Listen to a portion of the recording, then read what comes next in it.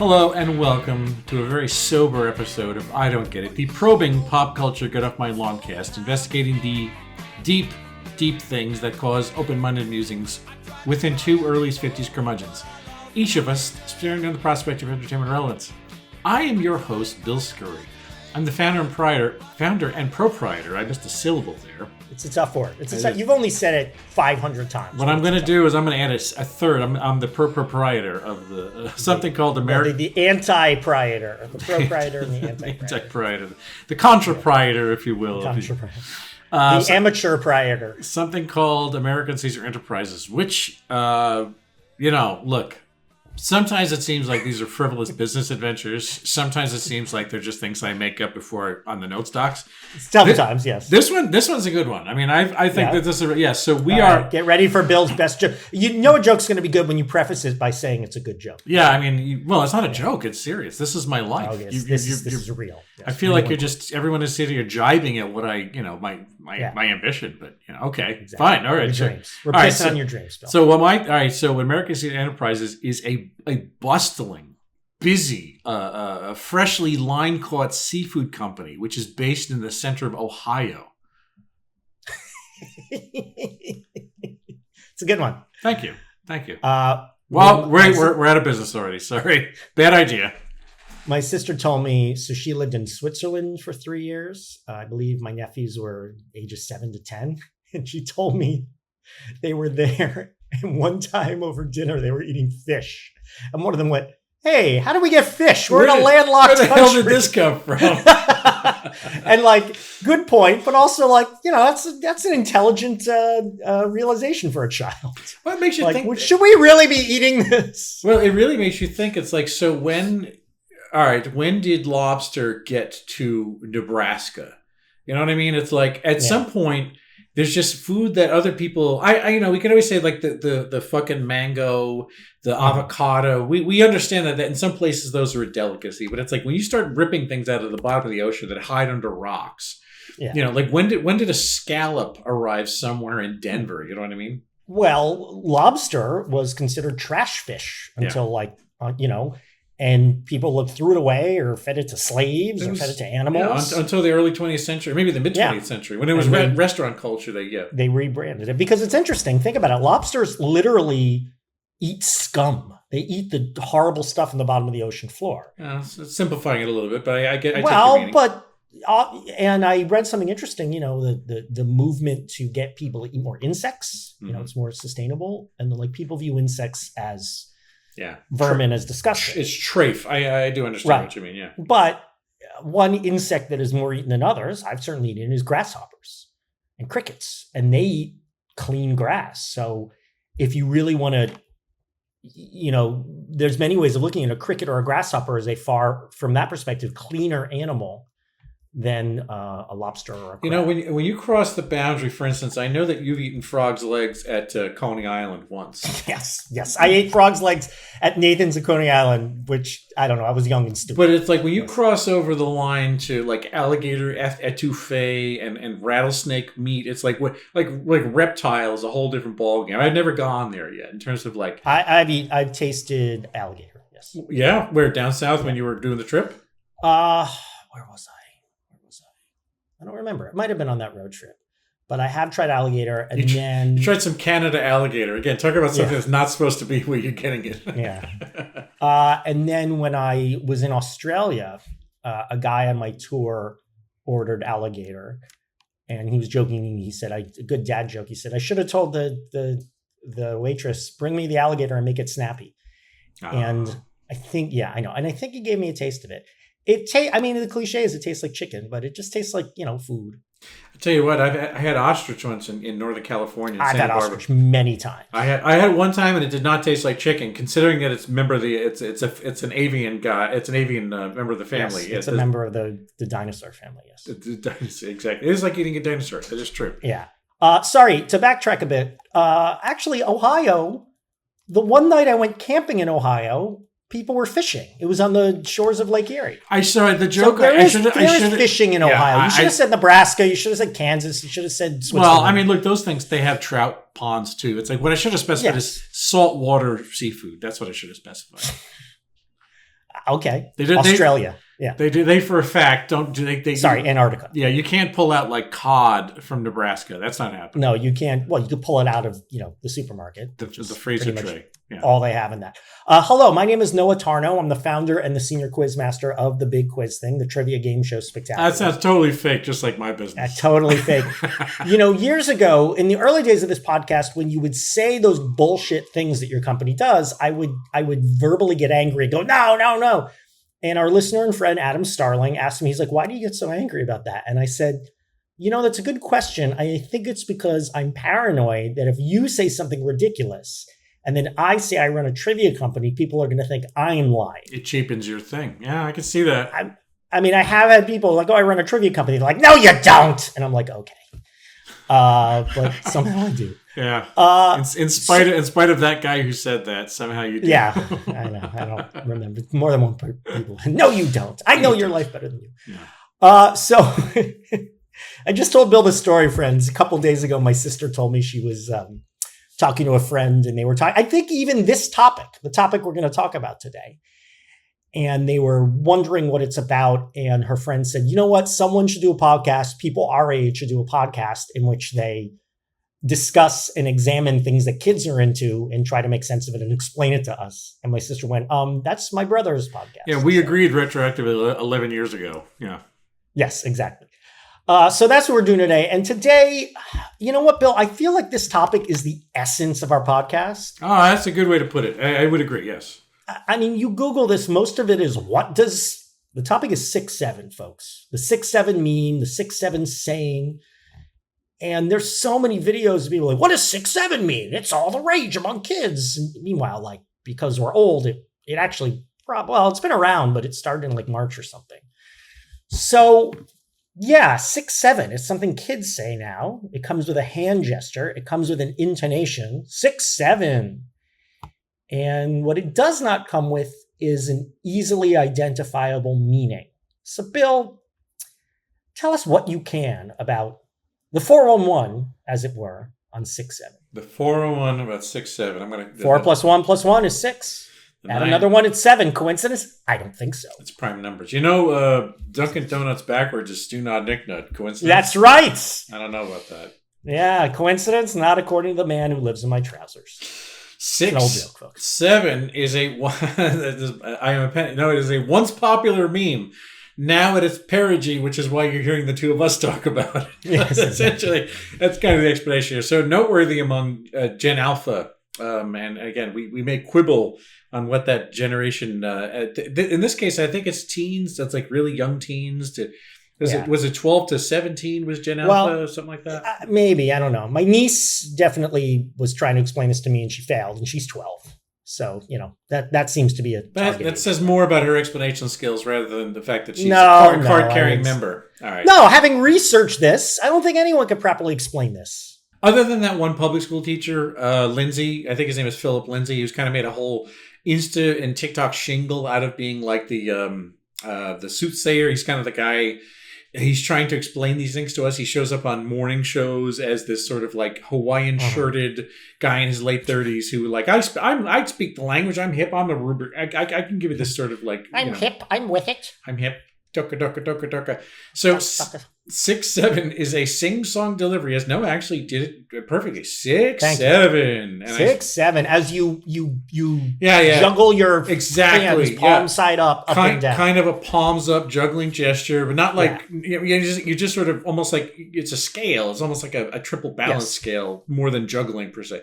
So the origin of the term comes from a Philly drill rapper, and anyone who knows anything about drill rap, that has kind of remained one of the most sort of hardcore and dark sort of fatalist forms of rap. It was Chicago, it was Houston, it was Philly, any place that people live. What is that line from the Doobie Brothers song? Wherever my brothers live in You grew up in this living hell, something like that. Yeah, the darkest neighborhoods. The tribunes of hip hop, the Doobie Brothers. The tribunes of hip hop.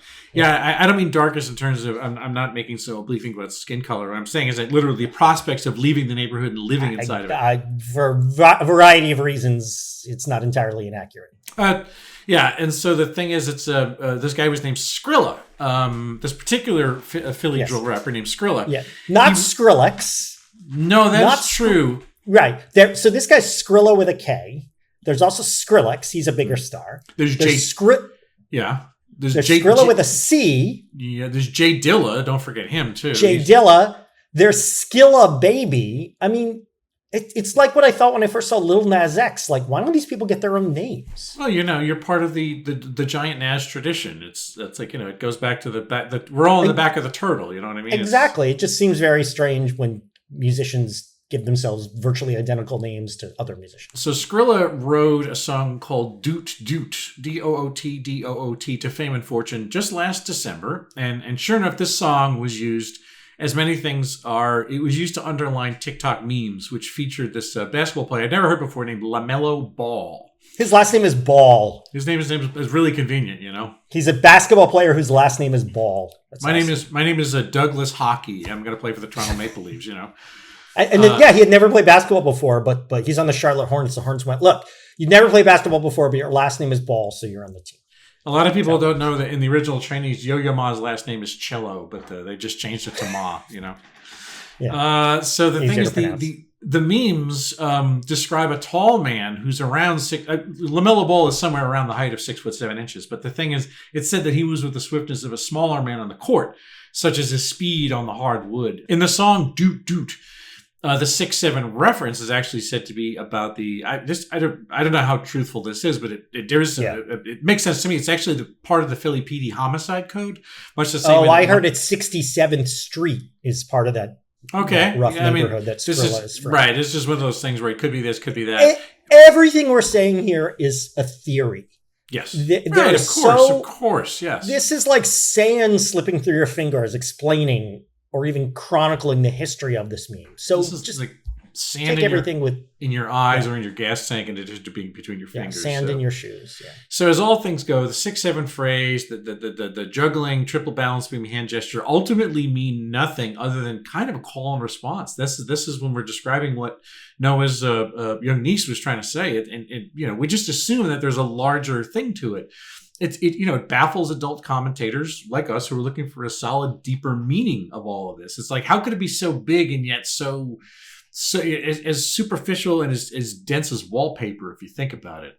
So as stated initially, and universal. I mean, local newscast broadcasts are talking about it. I've heard about it from multiple children. I watched not Jenna Hager, Lauren Bush, the one who's on she's on Today Show, talk about this. That's like I just wanted to take a Laura Bush, the W's wife. No. The daughter Laura, isn't that her name? I think there's a Laura Bush. The daughters are Jenna and Barbara. Oh, okay, the blonde. Barbara's the one who went to Yale with our friend Katie Vanino. Yes. I didn't know Katie went to Yale. I have to remember that last time, yeah. So, as I stated initially, this is definitely waning. I mean, the flame that burns twice as bright burns half as long. It's almost totally out of gas, which is why internet meme demystifier Philip Lindsay, that I think he was a Philadelphia, or he was a public school teacher, if he might still actually be. He's kind of doing morning show rounds, talking to clueless millennial hosts, trying to, explain all this too. And again, I think the reaction here is a lot of people are thinking, that's it? I mean, this sounds like it has a bigger architecture to it. And you got to defy credulity a little bit to just say, oh, maybe it is just literally those things, What it means, it doesn't mean much. Well, there's also, you've overlooked a few. Again, we don't really know 100% where it started. There's a few other things. There's the 6'7" kid. There's so first of all, this is what I gathered. There is an overtime elite player. Apparently that's some elite team basketball league named Talon TK Kinney. And he made viral clips showing his use of 6'7". And he's even now released 6'7" branded canned water. It's great. It's really good. Yeah. And it tastes like water. And then the 6'7" kid, there's this video that went viral of this white kid screaming 6'7" into the camera. This is this kid's name. You ready for this? Maverick Trevelyan. Sure it is. Yeah. Yeah. And He that started- interview I sent you. He started a business in Ohio catching saltwater seafood. Yeah. And I sent you the worst video I've ever seen, worst interview I've ever seen. He's interviewed. And the interviewer says, you created something generational to Maverick. You created the new 69. And the kid's like 12 and like, Jesus. The video spread on TikTok. Many saw it as cringe. Have you started writing your speech for the Peabody Awards already? And then like this Maverick kid, he's been like turned into some creepypasta, some videos of him as like a monster. And then there have been death and kidnapping hoaxes about this kid. I didn't interact with any of that bullshit. This is crazy. And it led to the Mason 6'7" meme, which is mocking white. Like every white boy teen now looks like him. He's got a hoodie. He's got this hair that's called ice cream hair, this like puffy hairstyle. Yeah, it's just there. So there's a lot that has been thrown at the viral wall. But yes, Bill, you're correct. The meaning is elusive, if it is anything at all. It's a riddle wrapped in a paradox, trapped in an enigma inside of a chalupa. Inside of a fortune cookie. Yeah. So continue, please. Yes. Please stoke this fire with more coal. What do I think of this? Yeah, what do you think of it? Yeah, well, as I said, it's the essence of the show. I really don't get it. But is there anything to get? It is a meme. It is the message being the meaning. It is a meme with no real meaning, no coherent origin story. I've talked about it in the show before. I don't remember exactly what in reference to. Maybe it was flossing or Goncharov, probably. Games like this, dumb sayings, dumb inside jokes, playground things that spread like wildfire throughout the school, throughout the teen young friend group, are very, very old. But previously, they just spread around a school or a friend group.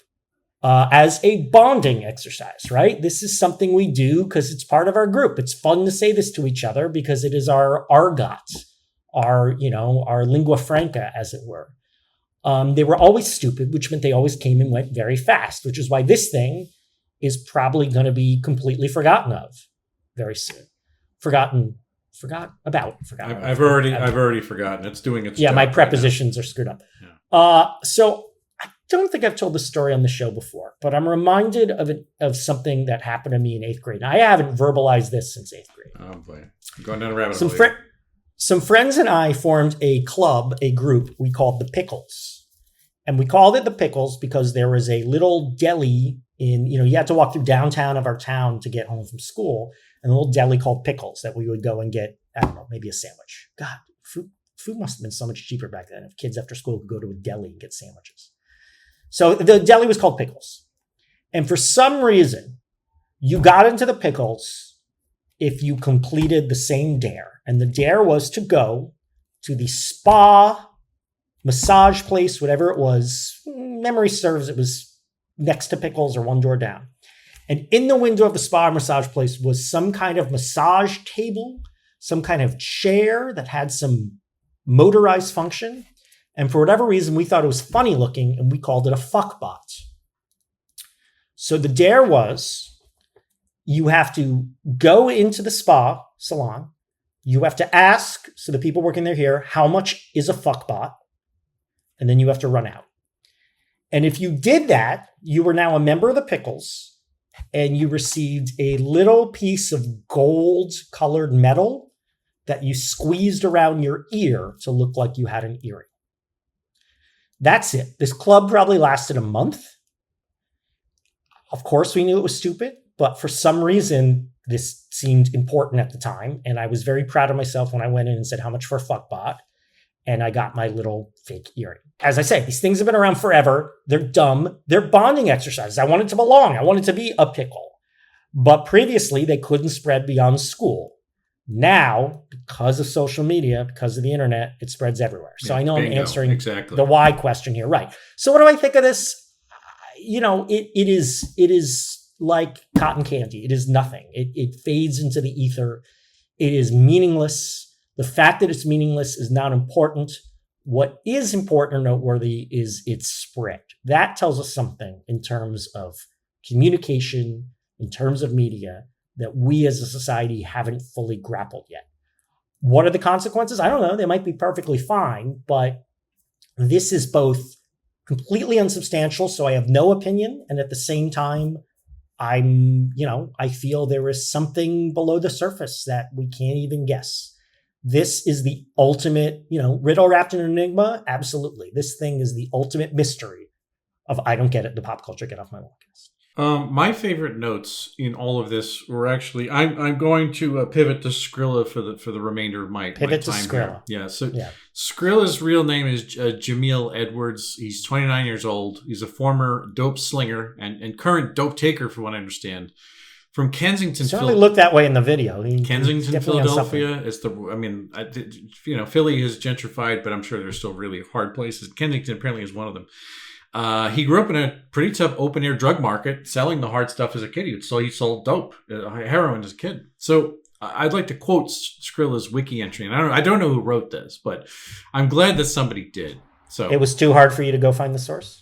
Click on that number and read the source article? I like to keep it, this is like the text. Not everything is attributed with a superscript. You like to keep it unverified and possibly made up. It's better that way, I think. So yeah, exactly. All right, so Edwards played basketball for the Amateur Athletic Union and ran cross country in his youth, but stopped playing sports in order to focus on selling drugs. As a teenager, he aspired to become a fashion designer and was a member of the Young Chances Foundation program. In 2013, he was involved in organizing a protest for the program against the acquittal of George Zimmerman in the killing of Trayvon Martin. While in high school, he spent 2.5 years under house arrest following multiple heroin-related charges against him.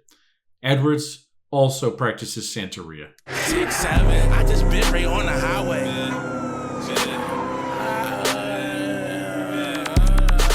I just bit right on the highway. Track hawking sitting in the driveway. Pull up, Why are people talking about this? 6'7". Why do kids care about this? Why are adults trying to make sense of this?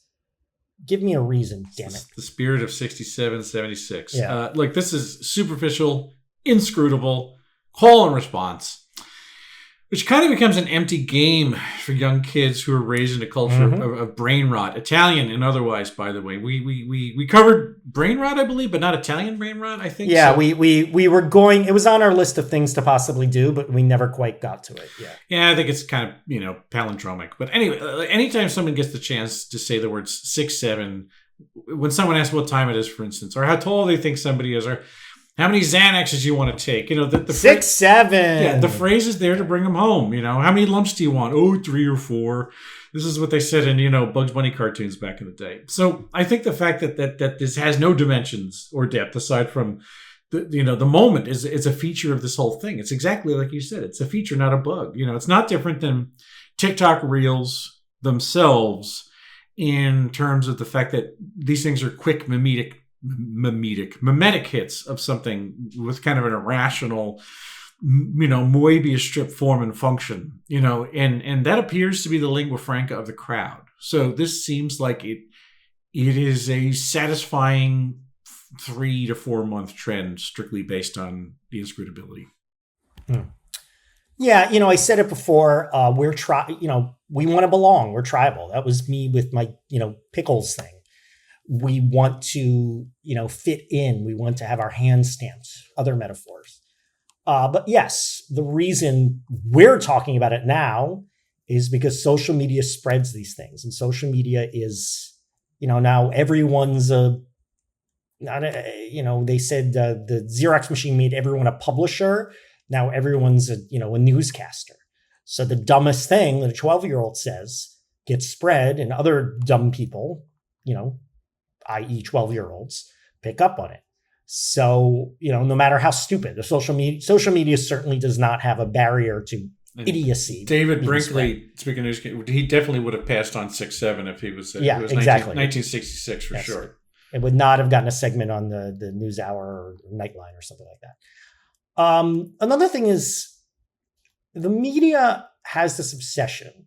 It probably has, no, maybe not, definitely more now, with trying to understand kids for a few reasons. One, we worry about them, as we should, because we worry about everything, but also, kids are going through a rough time. I've said this a million times. Like, when we grew up, we we were afraid of nuclear war, but other than that, nothing bad happened in America, at least to, privileged kids. But nothing bad happened on the global scale. Now everything bad happens. Kids these days grow up knowing that disasters happen. They heard about 9/11, climate collapse, gun violence, active shooter, fascism.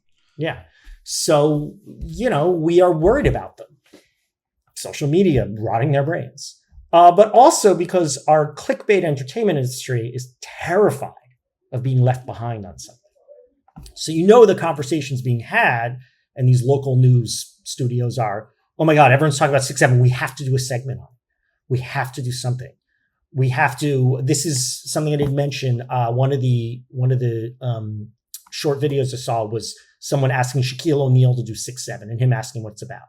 So I've read, it's just a nothing video. I'm going, what does it mean? Okay, 6-7. Great, thanks. Like that becomes the headline, because how do we do celebrity, most powerful force in entertainment? How do we direct people to it?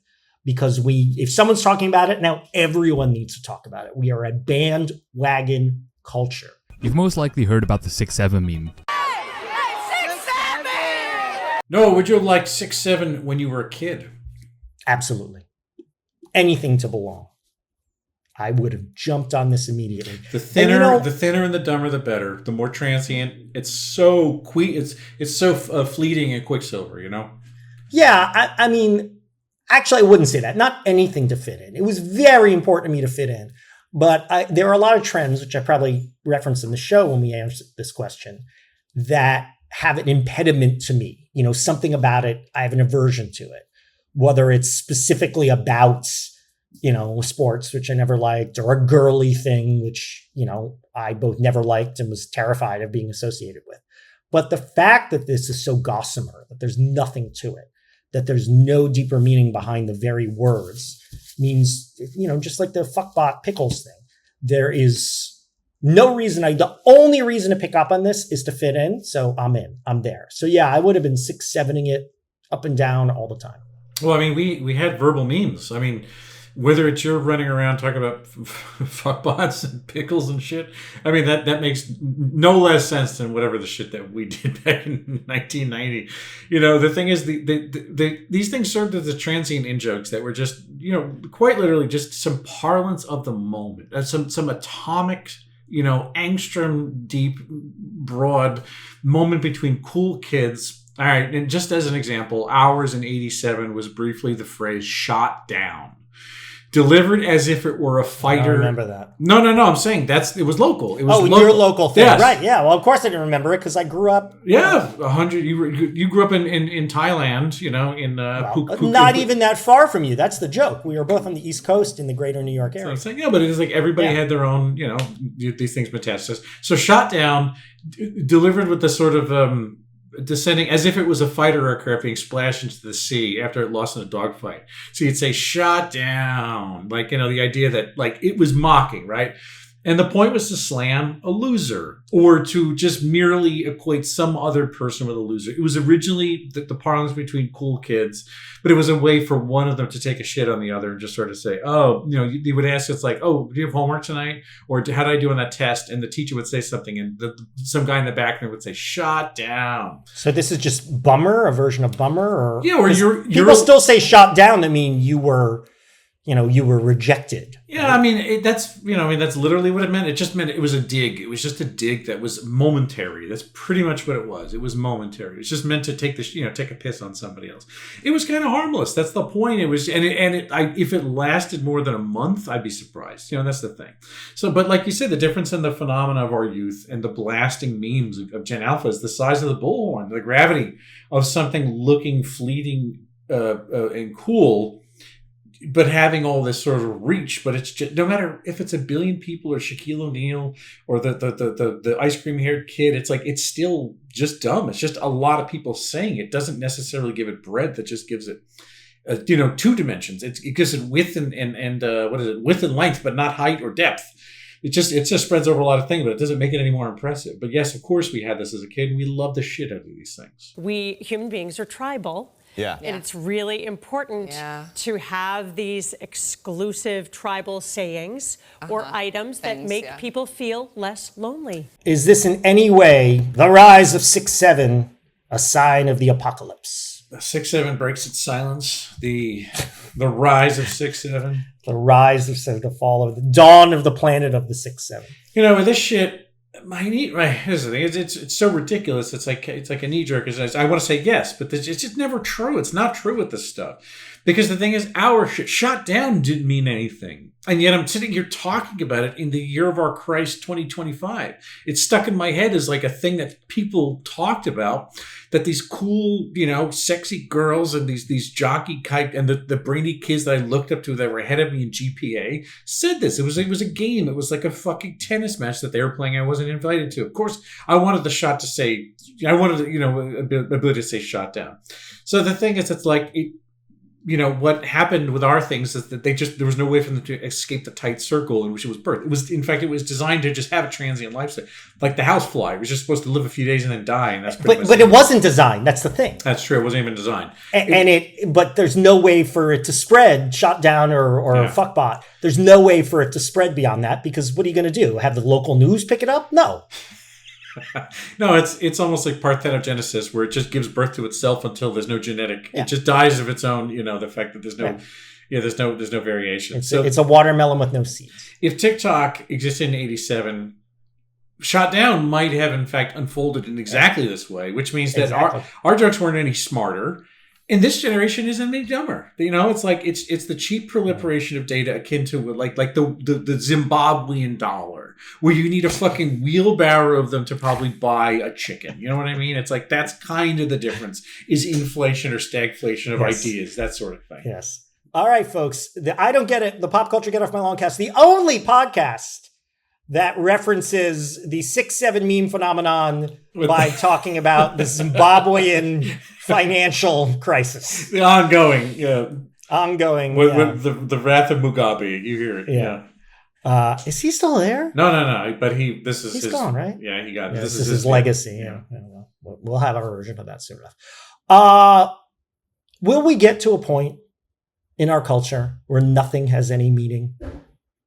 I mean, we know for a fact that the truth is in danger. Different people choose to believe different truths. That is what social media hath wrought. And this feels like a cousin to that.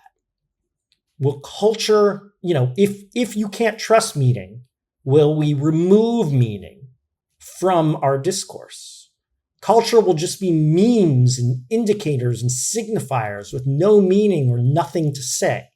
This is probably a problem with celebrity being the most powerful force in marketing. Just the face of a famous person is selling something. Why? Well, because they're famous. So why is it selling something? Because they're famous. Why are they famous? Because they sell things.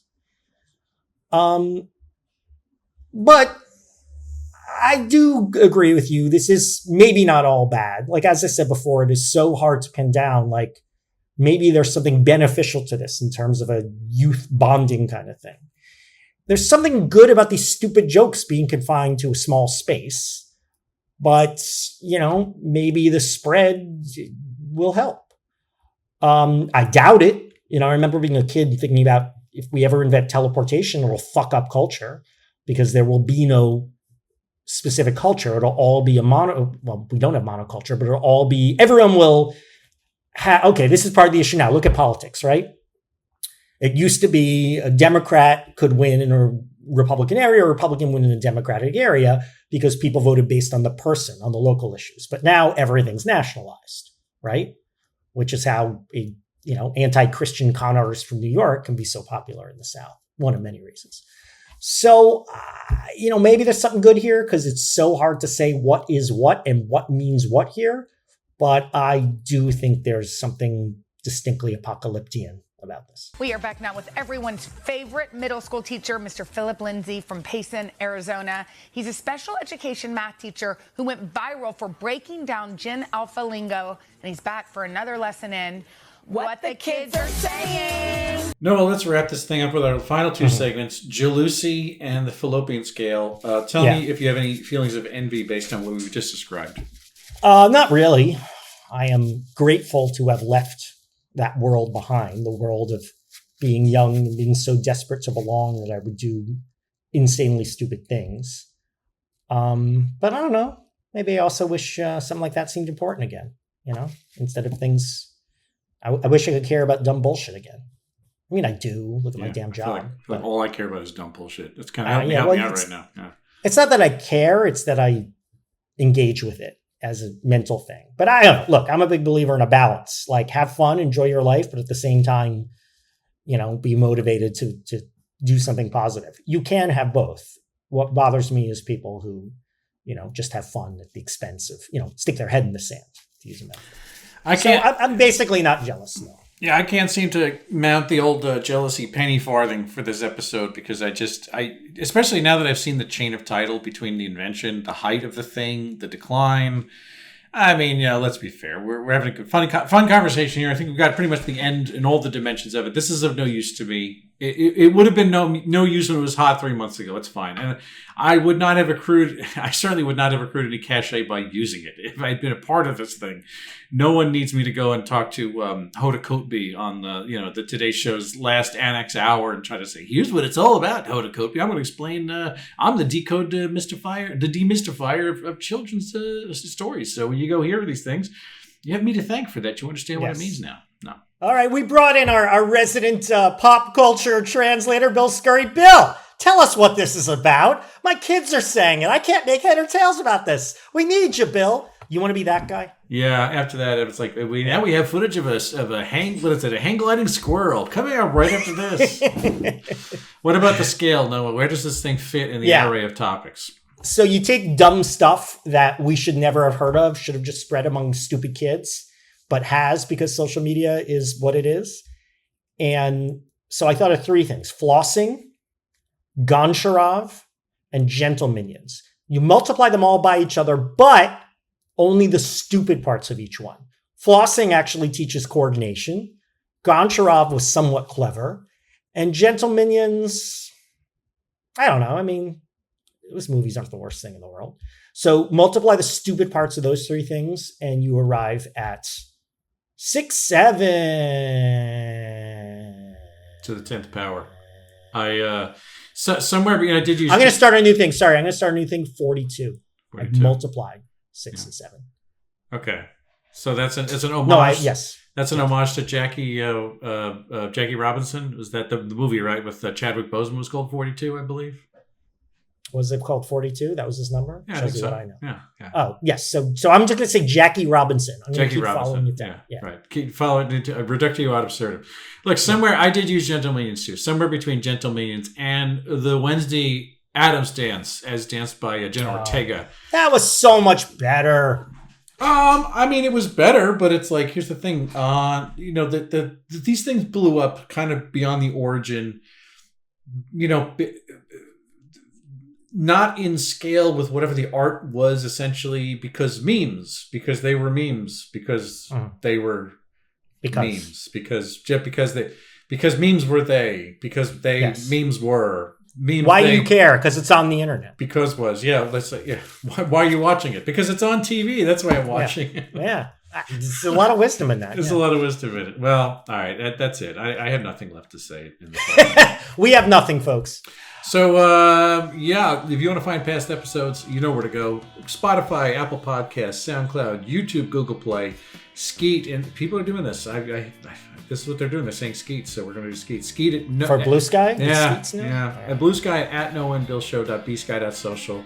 Write to us, noandbill.don'tgetit@gmail.com. Give us a review on the alligator meats that Noah has eaten and recommends you also eat. You eat aggregator meat. That's what you should be eating. Aggregator meat. Aggregator etouffee.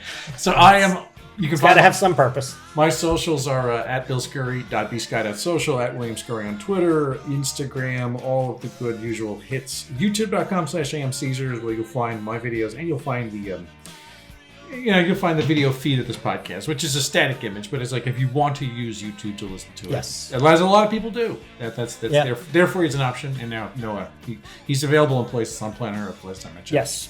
Check out bigquizthing.com. Learn all about the Big Quiz Thing, America's finest provider of corporate and private live trivia events, nationwide, worldwide, virtual, and in person. I'm also occasionally on social media, on Instagram, the Noah Tarnow, and Big Quiz Thing's occasionally at Big Quiz Thing on social media. But really we care more about LinkedIn. All right, everybody. So until the next episode, we get into the deep reasons why 6 was afraid of 7. We don't get it. A production of American Caesar Enterprises 2025.